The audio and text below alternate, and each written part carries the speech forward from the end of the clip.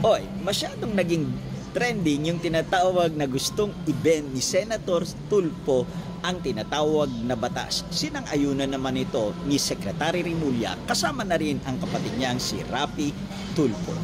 Tandaan ho natin, kaya may batas dahil magulo ang tao. Dahil kung di magulo ang tao, walang batas. Sila ay lawmaker. Ang law po ay hindi dapat i-bend, kung hindi dapat i-amend. May proseso po ito. Tandaan natin, kaya may 10 commandments kasi ang gugulo na ng tao nun.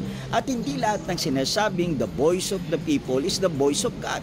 Kaninong voice yung nagpapako kay Cruz na dating nagay hallelujah, ngayon ipako siya sa krus. Tandaan natin, ang isang bansa na walang batas is a lawless society. Mga barbarian po ang gumagawa nun. Ang tanong, Secretary Rimulya, ang magkapatid na Tulfo, hindi kaya barbaric na sila?